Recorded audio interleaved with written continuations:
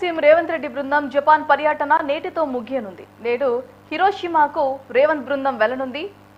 Piece memorial ను రేవంత్ సందర్శిస్తారు. గాంధీ విగ్రహానికి పుష్పాంజలి ఘటించనున్నారు. Hiroshima vice governor, assembly chairman తో సీఎం రేవంత్ భేటీ అవుతారు. హిరోషిమా ఇన్స్టిట్యూట్ ఆఫ్ టెక్నాలజీని సందర్శించి మోటార్స్ ఫ్యాక్టరీని వారు వెళ్తారు. అనంతరం హైదరాబాద్ కు తిరుగు ప్రయాణం కానున్నారు. రేపు ఉదయం హైదరాబాద్ కు సీఎం రేవంత్ రెడ్డి చేరుకుంటారు.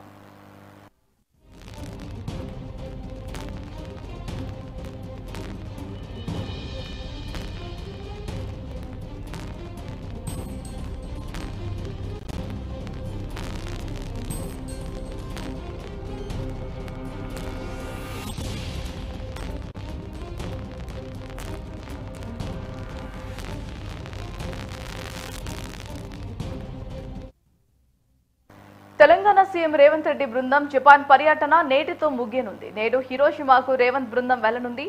పీస్ మెమోరియల్ ను రేవంత్ సందర్శిస్తారు. గాంధీ విగ్రహానికి పుష్పాంజలి ఘటించనున్నారు. Hiroshima vice governor, assembly chairman తో సీఎం రేవంత్ భేటీ అవుతారు.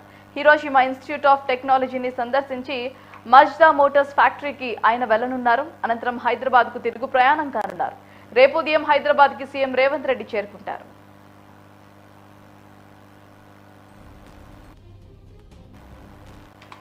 ఇదే అంశానికి సంబంధించి మా ప్రతినిధి శేఖర్ ఫోన్ లైన్ సిద్ధంగా ఉన్నారు. రైట్ శేఖర్, చెప్పండి, రేవంత్ పర్యటనకు సంబంధించిన అప్డేట్స్. భారతి, తెలంగాణ ముఖ్యమంత్రి రేవంత్ రెడ్డి ఆధ్వర్యంలో రైజింగ్ టీం, తెలంగాణకు సంబంధించిన రైజింగ్ టీం జపాన్ పర్యటన కొనసాగుతున్నది.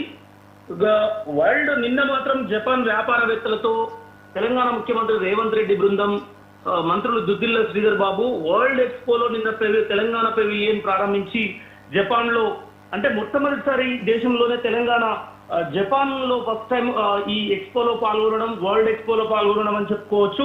ప్రధానంగా అక్కడ తెలంగాణ పెవిలియన్ ప్రారంభించిన అనంతరం తెలంగాణ ముఖ్యమంత్రి రేవంత్ రెడ్డి ఆధ్వర్యంలో వివిధ రంగాలకు చెందిన వ్యాపారవేత్తలతో, బడా పారిశ్రామికవేత్తలతో విడివిడిగా సమావేశమయ్యారు.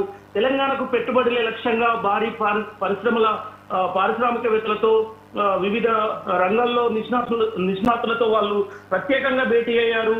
తదనంతరం ఒసాకాలో జరుగుతున్న వరల్డ్ ఎక్స్పోలో మన దేశం తరఫున మొదటి రాష్ట్రంగా, ఇండియాలోనే మొదటి రాష్ట్రంగా తెలంగాణ నిలవడం మాత్రం, ఇది ఒసాకా ఏదైతే వరల్డ్ ఎక్స్పోలో పాల్గొనడం మాత్రం ఇది ఫస్ట్ టైం.